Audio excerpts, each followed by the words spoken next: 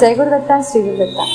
ఇవాళ కంచి శ్రీచక్ర దత్తక్షేత్రం పీఠాధీశ్వరి అయిన వల్లభానందమయ్య అమ్మతో నా ప్రయాణం. అమ్మతో నా మొదటి పరిచయం. గురు పౌర్ణమి రోజు కంచి కామాక్షి అయిన అమ్మవారి దర్శనానికి వెళ్ళాను. అక్కడ అమ్మ దర్శనం గురు పౌర్ణమి రోజు అయిన తర్వాత మిగతా సమయం ఖాళీగా ఉన్నాం కదా, దగ్గరలో ఏవైనా దత్తక్షేత్రాలు ఉన్నాయా అని గూగుల్లో సెర్చ్ చేసినప్పుడు 10-12 కిలోమీటర్ల దూరంలో శ్రీచక్ర దత్తాత్రేయ స్వామివారి దర్శనం ఉందని వెళ్ళాను. వెళ్ళేసరికి మధ్యాహ్నం 2 దాటిపోయింది. అప్పటికి మేము భిక్ష చేయలేదు, కానీ ఒక ఐడియా అయితే ఉంది మాకు మైండ్లో, ప్రతి దత్తక్షేత్రంలో భిక్ష ఉంటుందని. ఆ మాటలే మాట్లాడుకుంటూ దేవాలయం దాకా వెళ్ళాము. వెళ్తున్న సమయంలో మా ఆలోచన, పక్కనున్న వాళ్ళ ఆలోచన అంతా భిక్ష పైనే ఉంది. గుడిలో భోజనం పెడతారా, భిక్ష ఉంటుందా లేదా, వెళ్తున్నాం కానీ 2-3 దాటిపోయింది కదా అని. ఆ స్వామివారి దర్శనానికి లోపలికి వెళ్ళగానే మంచిగా శ్రీపాదాల వారు కూర్చొని దర్శనం ఇస్తున్నారు. వెళ్ళి స్వామివారి దర్శనం చేసుకోగానే వెంబడే అమ్మకి దత్తుల వారు వచ్చారు. అప్పటికి నాకు అమ్మకి పరిచయం లేదు. అప్పుడు అమ్మకి దత్తుల వారు వచ్చేసి, ముందు నా దర్శనం కాదు, భిక్ష చేసుకొని వచ్చి నా దర్శనం చేసుకోమన్నారు. అప్పుడు అర్థమైందనమాట, దత్తుల వారు ఎప్పుడు మన మాటలు వింటూ ఉంటారు, మనతో పాటు ఉంటారని. ఎందుకంటే మేము అక్కడి నుంచి అక్కడ నడుస్తున్న సమయంలో భిక్ష గురించి మాట్లాడుకుంటూ వచ్చాము. ఆయనకి భిక్ష అంటే చాలా ప్రీతి కదా, కాబట్టి ముందు ఆయన భిక్ష చేసిన తర్వాత వచ్చి దర్శనం చేసుకోము. అలా అమ్మని మొదటిసారి చూశాను. అమ్మ చూడగానే అంబిక అని పిలిచింది. నా పేరు చెప్పాను. అంబిక కాదమ్మా, నా పేరు మయూరాంబిక అని. కాదు, స్వామివారి సన్నిధిలో అంబిక అని పిలిచాను, నేను అంబిక అనే అనుకుంటున్నాను నిన్ను అని. మళ్ళీ భిక్ష అయిపోయిన తర్వాత అమ్మ అక్కడ పరిసరాల్లో ఉన్న దత్తాత్రేయ క్షేత్రం కానీ, శివాలయం కానీ, వారాహి అమ్మవారు కానీ, శ్రీచక్రం కానీ అన్నీ ఒక్కొక్కటి చెప్తూ చూపిస్తూ వాటి వర్ణన ఇస్తున్నారు. అదే సమయంలో బాలా త్రిపుర సుందరి అమ్మవారిని చూపించారు. అమ్మ గురించి చెప్తున్నారు, అమ్మ మహిమల గురించి చెప్తున్నారు. చూస్తుండగానే మన ముందే మనకి ఎలా చెమటలు పడతాయో అమ్మవారి మొహానికి కూడా, అమ్మ ముఖ చిత్రంలో అంతా చెమటలు వస్తున్నాయి. అక్కడున్న వాళ్ళంతా అది లైవ్గా చూసిన దర్శనం అనమాట. అదొకటి స్పెషల్ మెరాకిల్ నేను లైవ్లో చూసింది. దాని తర్వాత అమ్మతో మాట్లాడి, అమ్మతో నెంబర్ తీసుకొని బయటికి వెళ్తున్నప్పుడు అక్కడ వాళ్ళంతా చెప్తున్నారనమాట, ఇక్కడ దత్తుల వారు ఎప్పుడు తిరుగుతూ ఉంటారు, బాల రూపంలో అమ్మవారిని దర్శనం చేసుకుంటామని. అప్పుడు కూడా నాకు గుర్తొచ్చిన విషయం ఏంటి అంటే, ఇది దత్తుల వారి ఆధీనంలో జరుగుతున్న సన్నివేశం. గురు పౌర్ణమి రోజు అమ్మ దర్శనం. గురు పౌర్ణమి ప్రతి దత్తభక్తుడికి గురు పరంపరలో ఉన్న సాంప్రదాయంలో ఉన్నది తెలిసింది. గురు శిష్యుల బంధానికి పునాది అది. ఆ పునాది నాకు గురు పౌర్ణమి రోజు దొరికిందనమాట. అలా దత్తుల వారి రూపంలో అమ్మ వల్లభానందమయ్య అమ్మ నా జీవితంలో నాకు పరిచయం అయ్యారు. అది ఎప్పుడు కూడా ఉండాలని మనస్ఫూర్తిగా దత్తుల వారిని కోరుకుంటున్నాను. నవంబర్లో గణపతి సచ్చిదానంద ఆశ్రమంలో అనగా దత్తుల వారి కళ్యాణం అమ్మ జరిపించారు. ఆ కళ్యాణానికి నేను వచ్చాను. కళ్యాణం అంతా అయిపోయి నేను 7:30కి బయలుదేరే సమయంలో అమ్మ ఇంటర్వ్యూ చేద్దామన్నారు. నాకు అసలు ఇంటర్వ్యూ అనేది తెలీదు, ఎలా మాట్లాడాలో తెలీదు, ఎలాంటి ప్రశ్న అడగాలో అసలు తెలీదు. ఎలా చేయాలమ్మా అంటే అమ్మ ఒకే మాట చెప్పారు, దత్తుల వారు ఆజ్ఞ కాబట్టి ఆయనే ఇస్తారని. అది అలాగే జరిగింది. స్వామివారు ఆయనకి ఎలాంటి సమాధానాలు అందరికీ తెలియాలి, ఆయన గురించి ఎలా ప్రచారం చేయించుకోవాలి, ఆయనే చేయించుకున్న ఇంటర్వ్యూ అది. కాబట్టి ఆ విషయంలో చాలా సంతోషపడతాను. ఎందుకంటే తెలియని దాన్ని ఆయన స్వతహాగా ఆయన నేర్పించి మరి ఆయన గురించి ఆయనకు ప్రచారం చేయించడానికి ఒక సమిధంలా నన్ను అమ్మని అక్కడ ఉపయోగించుకున్నారు. అది 2వసారి చాలా దగ్గరగా అమ్మతో ఆ ఆత్మబంధం కుదిరింది. దాని తర్వాత శ్రీచక్రార్చన పూజకి మళ్ళీ పిఠాపురం వచ్చాను. కొమరగిరిలో స్వామివారి ఆజ్ఞతో అమ్మ శ్రీచక్రార్చన పూజ చేశారు. దాని తర్వాత కొన్ని రోజులు గ్యాప్ వచ్చింది. అదే సమయంలో నాకు స్వప్న దర్శనం ఇచ్చారు. అమ్మ ఒక దగ్గర కూర్చొని ప్రవచనం చేస్తున్నారు. అదే సమయంలో చిన్న అమ్మాయి వచ్చేసి అమ్మకి చెవిలో చెప్పి వెళ్తుంది, వాసవాంబిక వాసవాంబిక అని చెప్పి ఒక చిన్న ముక్కరు ఇచ్చేసేయండి. అప్పుడు నాకు అర్థం కాలేదన్నమాట, ఎందుకు అమ్మ ఈ స్వప్నం చూపించింది, దత్తుల వారి స్వప్నం చూపించారు అని. అమ్మకు ఫోన్ చేసి చెప్పా, అమ్మ దత్తుల వారి స్వప్నం చూపిస్తున్నారు అని. నీకో విషయం చెప్పాలా అంబిక, నన్ను ఎప్పుడూ దత్తుల వారు వాసవాంబిక అని పిలుస్తారు, ఆయన సహోదరులా చూస్తారు. శ్రీచక్ర పూజ అక్కడ జరగాలి కాబట్టి అమ్మ దత్తుల వారు అలా అమ్మ రూపంలో చూపించారని. దాని తర్వాత నేను పిఠాపురం వచ్చాను. పిఠాపురం వచ్చి కన్యకా పరమేశ్వరి ఆలయ సభ్యులతో కలిసి వాళ్ళతో మాట్లాడినప్పుడు చాలా భయం వేసిందనమాట. ఎందుకు అంటే వచ్చి ఒకేసారి శ్రీచక్రార్చన పూజ గురించి చెప్పాలి, వాళ్ళు ఒప్పుకోవాలి, మళ్ళీ ఇక్కడ అరేంజ్మెంట్ అన్నీ చేసుకోవాలి. నేను ఎక్కడో హైదరాబాద్లో ఉంటా, అమ్మ ఉంటారు చెన్నైలో, ఎలా చేయగలము అని ఒక అధైర్యంగా ఉండేవాళ్ళం.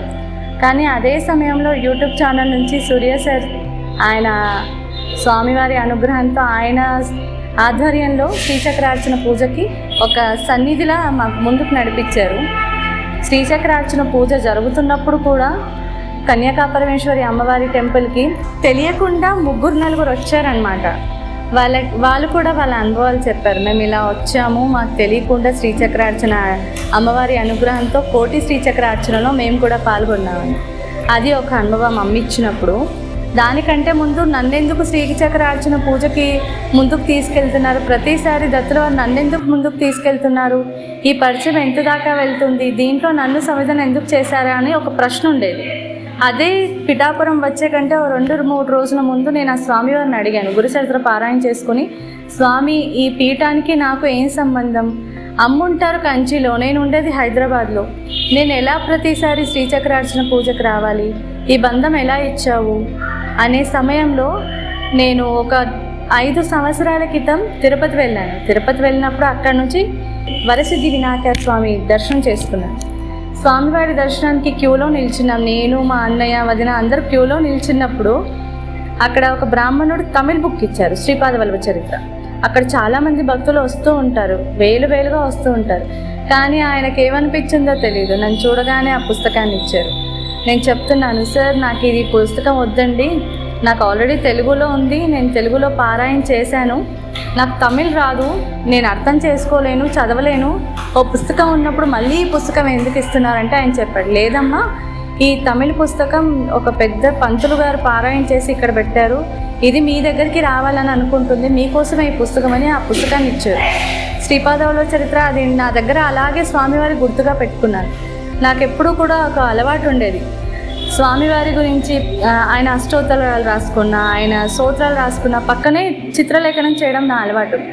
అలా ఒక లోటు ఉండింది గురుచరిత్రలో కానీ శ్రీపాద వల్లభ చరిత్రలో కానీ పారాయణతో పాటు చిత్రలేఖనం లేదు. అదొక లోటుని స్వామి ఎలా తీర్చారంటే ఈ తమిళ్ బుక్లో స్వామివారి చిత్రము, ఆ అధ్యాయంకి తగ్గట్టుగా చిత్రాలు ఉన్నాయి కాబట్టి దాంట్లో ఉన్నవన్నీ కూడా జిరాక్స్ చేయించుకొని తమిళ్ బుక్లో ఉన్న చిత్రలేఖనాన్ని నా తెలుగులో ఉన్న శ్రీపాద వల్లభ చరిత్రలో పెట్టుకున్నా. ఆ ఒక సాటిస్ఫాక్షన్ ఇచ్చారనమాట, ఆ లోటు తీరిపోయిందని చాలా సంతోషపడేదాన్ని. కానీ దానికంటే అతీతమైన అనుగ్రహం ఆయన ఇంకోటి ఇచ్చారని మొన్నే తెలియజేశారు. ఆయన ప్రశ్న వేసుకున్నాను కదా స్వామివారికి, నాకు పీఠానికి ఏంటి సంబంధం, ఎందుకు ఇచ్చావని. అదే స్వామి ఆ రోజు రాత్రి తెలుగు పుస్తకాన్ని, తెలుగు శ్రీపాద వల్లభ చరిత్రని మరియు తమిళ్లో ఉన్న శ్రీపాద వల్లభ చరిత్రని ఒకేసారి పెట్టుకొని చూస్తున్నాను. అన్ని జిరాక్స్ అన్నీ పెట్టుకున్నానా, అన్ని చిత్రలేఖనాలు వచ్చాయా, ఏదైనా మిస్ అయిపోయానా అని. అదే సమయంలో నేను ఆ 5 సంవత్సరాలు నా దగ్గరే ఉంది తమిళ్ బుక్, కానీ నేను ఎప్పుడు చూడలేదు. మొదటి పేజీ తెరవగానే అక్కడ స్వామివారు ఒక అద్భుతాన్ని చూపించారనమాట. అంతా తమిళ్లో రాస్తుంది, నాకు తమిళ్ అర్థం కాలేదు కాబట్టి నేను ఎప్పుడు అది చూడలేదు. అక్కడ ఇంగ్లీష్లో ఒక పెద్ద శిలాతోరణం పైన రాస్తుంది శ్రీచక్ర దత్తాత్రేయ పీఠం కంచి అని. అప్పుడు తెలిసింది నాకు 5 సంవత్సరాల క్రితమే స్వామివారు ఆ పీఠానికి నాకు ఒక బంధాన్ని ఇచ్చారు. ఆ 5 ఏళ్ళు ఎందుకు డిస్టెన్స్ ఇచ్చారు అంటే ఆ 5 ఏళ్లలో కూడా పారాయణలు, స్వామివారి సేవ, సత్సంగాలు, వీటన్నిటి ద్వారా జ్ఞానబోధ ఆయన ఇచ్చారు గురుస్థానంలో ఉండి.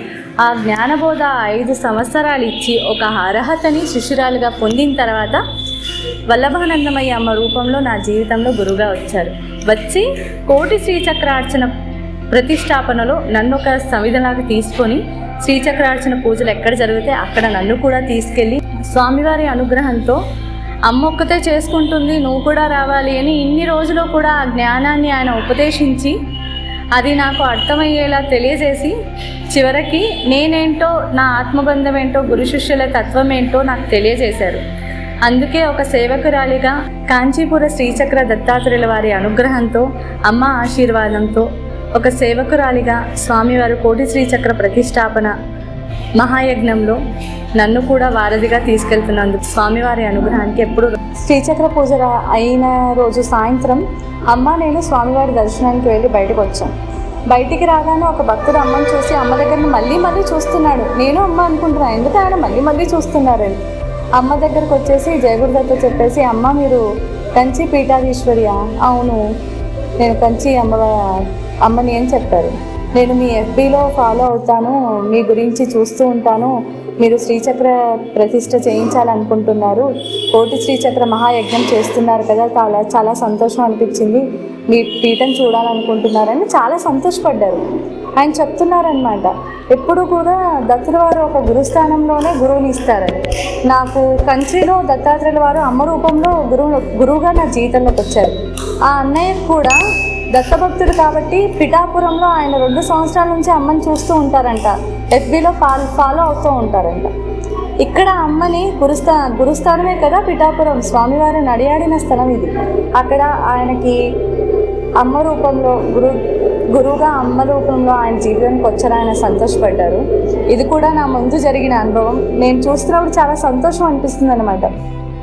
దత్తుల వారు ఎప్పుడు చెప్తూ ఉంటారు, కార్యం లేనిదే కారణం ఉండదు, కారణం లేదే కార్యం జరగదు.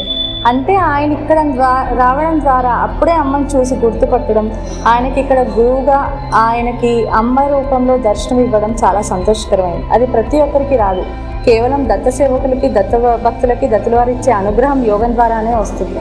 ఇది నా సొంత అనుభవం, నేను చూసిన అనుభవం అన్నమాట.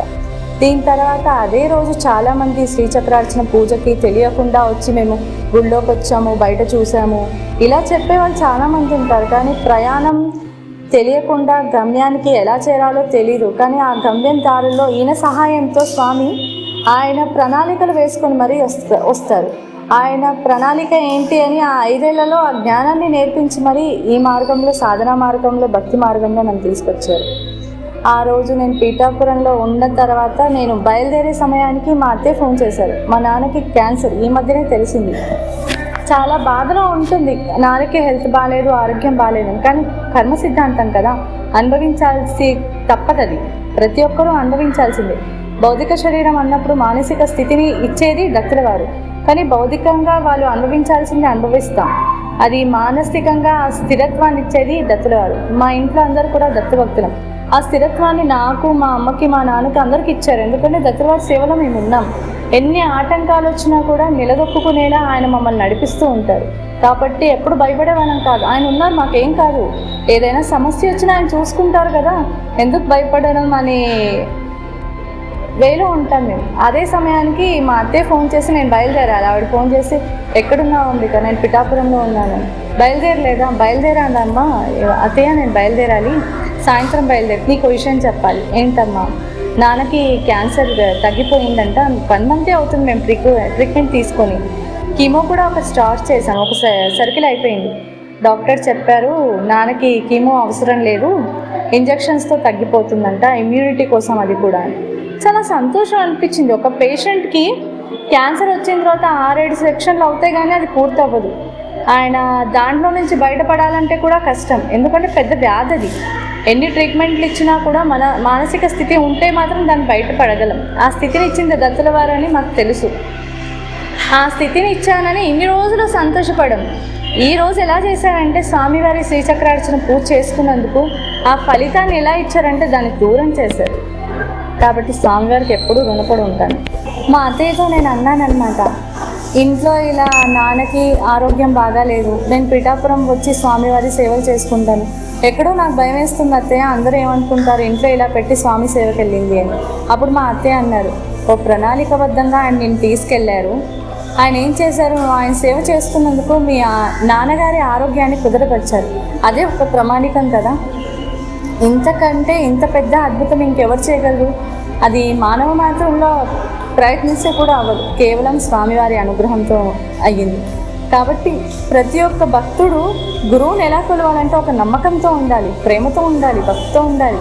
మనకి ఎవరో అవసరం లేదు మనం వెళ్ళి బాధలు చెప్పుకోవడానికి, వాళ్ళు వింటారా వీళ్ళు వింటారు, ఎవరో మనకు సహాయం రారు, వచ్చినా కూడా చెప్పేసి వెళ్తారు, బాగుండాలి, సమస్యలు అన్నప్పుడు మనకే వస్తాయి, వాళ్ళు ఇలా ఉన్నారు వీళ్ళు ఇలా ఉన్నారు. కానీ కేవలం శ్రీపాద వల్లభ స్వామి మాత్రమే మనకి ఆ కష్టాన్ని కష్టపెడతారు, కాదని చెప్పను. దత్తుల వారు పరీక్షలు పెడతారని అందరూ ఉంటారు, ఎందుకు పెడతారు? నీకున్న కర్మను తొలగిస్తారు. ఆ పరీక్ష పెట్టినప్పుడు దాని నుంచి సులువుగా బయటపడే మార్గాన్ని కూడా ఆయనే ఇస్తారు. పరీక్ష పెట్టేది ఆయనే, దాన్ని పాస్ చేయించేది ఆయనే.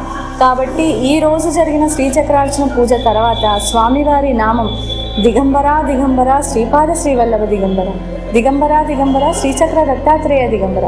ఇది వరల్డ్ ప్రొటెక్షన్ కోసం స్వామివారు అమ్మవారికి ప్రత్యక్షంగా ఆయన దర్శనం ద్వారా ఇచ్చిన మూలమంత్రం ఇది ప్రతి ఒక్కరు చేయడం ద్వారా కూడా మీ ఆరోగ్యాన్ని కుదుటపరచుకోవచ్చు. మా నాన్నకి అమ్మవారు ఇచ్చిన మంత్రం ఇదే అన్నమాట. దాని ద్వారా కూడా ఆ మంత్రము నిరంతరం ఆయన జపం చేస్తుండడం ద్వారా కూడా ఆయన ఆ క్యాన్సర్ నుంచి బయటపడ్డారని అయితే నాకు నమ్మకం ఉంది. కాబట్టి ప్రతి ఒక్కరూ స్వామివారి మార్గంలో, భక్తి మార్గంలో, గురు దత్తాత్రేయుల వారి తత్వంలో నడవాలని మనస్ఫూర్తిగా కోరుకుంటున్నాను. జై గురుదత్త. ఇంకో నిదర్శనం అని చెప్పాలంటే చాలా ఉన్నాయి. స్వామివారు రోజు ఒకటి చూపిస్తూనే ఉంటారు. గురువుతో ప్రయాణం ఉన్నప్పుడు ఎన్నో చిత్రాలు విచిత్రాలు వింటాము, చూస్తామని చెప్పేసి గురు చరిత్రలో, శ్రీపాద వల్లభ చరిత్రలో చూశాను, చదివాను. కానీ అమ్మతో పాటు ఉండి ఇవన్నీ చూస్తున్నందుకు, స్వామివారి చూపిస్తున్నందుకు చాలా సంతోషంగా ఉంది. ఇవాళ ఉదయం నేను కాలభైరవాష్టకం పారాయణ చేస్తున్నాను. అమ్మ ధ్యానంలో ఉన్నారు. అన్నపూర్ణాష్టకం పారాయణ చేస్తున్నాను. ఇవి రెండు చేస్తున్నప్పుడు ఇక 2 నెలల్లో మాకు కంచి దత్తక్షేత్రంలో కాలభైరవ స్వామి ప్రతిష్టాపన ఉందన్నమాట. అది 2 నెలల తర్వాత జరగనుంది. కానీ ఇక్కడ నేను కాలభైరవాష్టకం పారాయణ చేస్తున్నప్పుడు ఆయన ముందుగానే చూపిస్తున్నారు. నేను అమ్మ కలిసి పారాయణ చేస్తున్నాం. స్వామివారి కాలభైరవాష్టకం పారాయణ చేస్తూ స్వామివారి ప్రతిష్టాపన చేస్తున్నాం. నాకు స్వామివారు చూపిస్తున్నారు ఇలా. ఆ పారాయణ అయిపోగానే నేను అమ్మకి చెప్పాను, అమ్మ నా స్వామివారు ఇలా చూపిస్తున్నారు. అవునా అంబిక, నాకు స్వామివారు నాకు కూడా అలాగే చూపించారు, మన ఇద్దరం కలిసి పాడబోతున్నాం.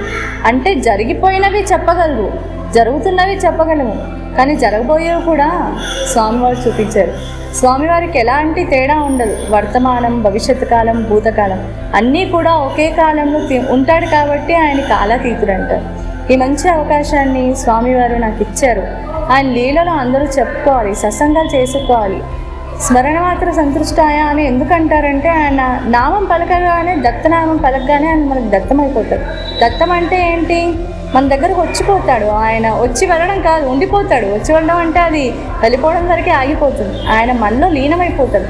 దత్త దత్త దత్త అన్నప్పుడు ఆయన దత్తమైపోయి మనతో మన నీడలా గురువు అనుగ్రహంతో దత్తాత్రేయుల వారు అమ్మవారి రూపంలో, అమ్మ రూపంలో నా దగ్గర నాతో ఉండి స్వామివారి అనుగ్రహంతో గురుతత్వాన్ని బోధిస్తూ సత్యోగ స్థాపనపై కోడి శ్రీచక్రార్చన మహాయజ్ఞంలో నన్ను కూడా ఒక సమిధిలా తీసుకొని ఎన్నో శ్రీచక్రాల పూజ చేయిస్తున్నందుకు, లలితా పారాయణ చేస్తున్నందుకు దత్తుల వారికి ఎప్పుడూ రుణపడి ఉంటారు. ఆయన తత్వాన్ని, ఆయన బోధని, ఆయన మార్గంలో నడిచిన ప్రతి భక్తుడికి కూడా జీవన్ముక్తిని ఇస్తాడు, జ్ఞానాన్ని ఇస్తాడు. ఇలాంటి అవకాశం ఇచ్చిన దత్తాత్రేయుల వారికి, నా గురుమాత శ్రీచక్ర దత్తాత్రేయ పీఠాధిపతి అయిన వల్లభానందమయ్య అమ్మవారికి మనస్ఫూర్తిగా కృతజ్ఞతలు. జై గురు.